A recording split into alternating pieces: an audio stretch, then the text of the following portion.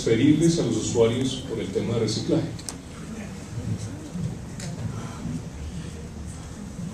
Buenas tardes. Quiero unirme a mis antecesores en el sentido de agradecer a los organizadores del evento por la invitación que nos han hecho. La pregunta la reenfoqué de la siguiente manera: ¿cuánto de la tarifa debe ser trasladada a los usuarios del servicio? Hay una respuesta ambiental posible, que es cuánto implica no hacerlo. No voy a profundizar en ello en la medida en que Eduardo Behrens mostró de manera suficiente el costo ambiental que implica no hacer reciclaje. Hay otra respuesta que es la económica de mercado, y que se refiere a la cantidad enorme de productos reciclables o que eventualmente serían potencialmente reciclables si recicláramos. En ese sentido, expreso una crítica al comentario que hacía la doctora Cecilia Rodríguez hoy en la mañana acerca de que no debería decirse que el material reciclable no tiene costo. Eso no es cierto. El material reciclable sí tiene un costo, por supuesto que tiene un costo. Precisamente por eso es que estamos acá, porque se trata de un bien con un valor económico en cuyo uso participan diferentes actores. Por supuesto que el usuario del servicio es uno de los actores, o debería ser uno de los actores de ese producto que se llama material reciclable. No hacerlo esconde una realidad y esconde unos conflictos que, haciéndolos explícitos, se pueden manejar de una mejor manera, como lo mostraré más adelante. Todo es que no reciclar implica botar valor a la basura. Pero además hay una tercera razón, además de la ambiental y la económica, hay una tercera razón, que es la razón legal. La ley 142 del año 94, que es la ley de servicios públicos domiciliarios, describe el servicio de aseo y saneamiento básico como un servicio que se compone de 7 actividades diferentes, que son recolección, transporte, aprovechamiento, tratamiento, disposición final, corte de árboles y de pasto y barrido de calles. Son 7 actividades diferentes. En ese orden de ideas, si la ley dice que el aprovechamiento es un componente del servicio público, pues es de suyo que el usuario debe asumir el costo de ese servicio. No obstante, si bien la ley 142 dice que el aprovechamiento es un componente del servicio público, no hay en la regulación una norma que indique cuánto dinero se asigna para ese componente. La norma más reciente que tenemos es la resolución de la CRA 351 del año 2005. Repito, el aprovechamiento no está incluido en la fórmula tarifaria del servicio. ¿Qué quiere decir eso? Que quien recicla no recibe dinero por hacerlo, a diferencia de lo que sucede con quienes hacen las demás actividades. Entonces, después de 17 años de expedida la ley 142, la CRA no lo ha incorporado como componente del servicio. Acá pido disculpas con los expertos, con los abogados, y hago una anotación técnica.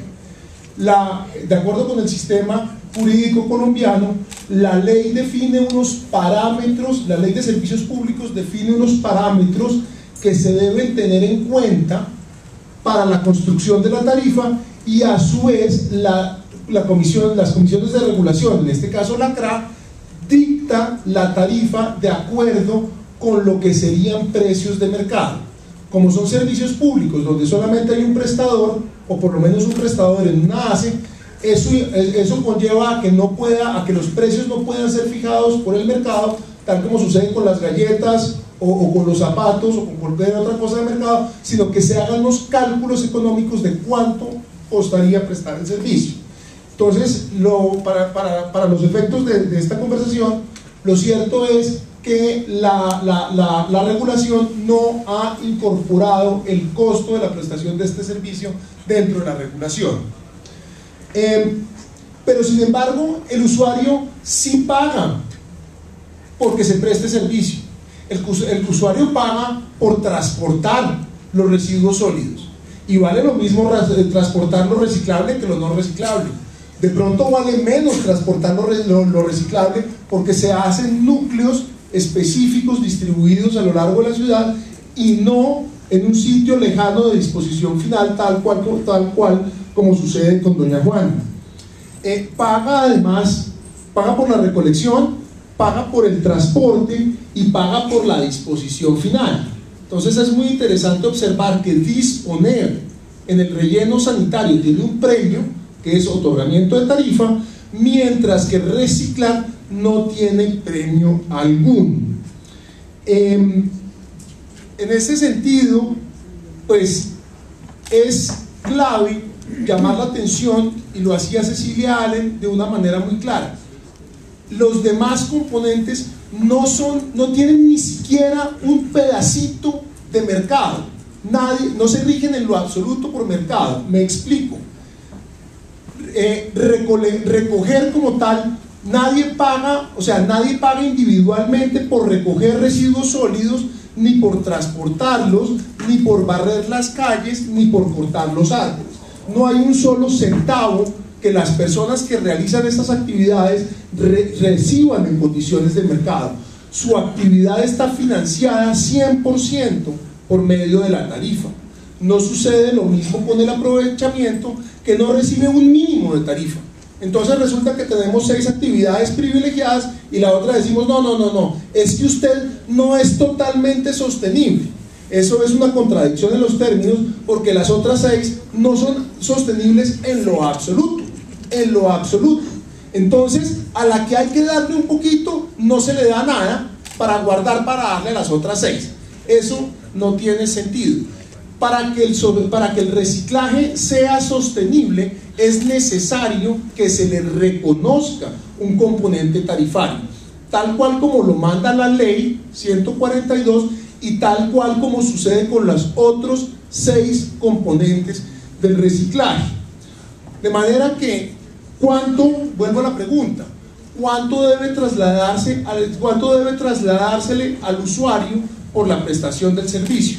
Pues por lo menos debería trasladársele lo que corresponde en una situación de indiferencia. ¿Qué quiere decir eso? Que para ustedes como usuarios da lo mismo, o pagan lo mismo por un kilómetro transportado al relleno de Doña Juana que por un kilómetro transportado al centro de reciclaje. Entonces, si se va a hacer la actividad, entonces por lo menos reconozcamos el precio de diferencia. Lo que da lo mismo hacer, da lo mismo. O sea, si se va a entregar una tonelada, paguemos de lo que corresponde a quien rescata la tonelada. Se está gastando la misma cantidad de dinero para los usuarios. Podríamos incluso hacer una reducción para quien recicle, para quien haga una adecuada separación en la fuente. Por supuesto que lo podríamos hacer, y ese componente tarifario sería un factor para que el usuario opte por un buen comportamiento, que es reciclar en la fuente.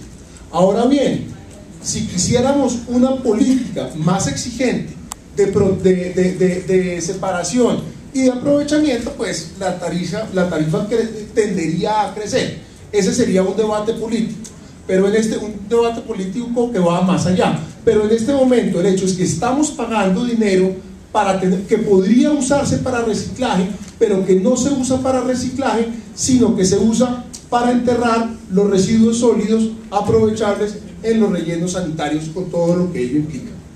Muchas gracias.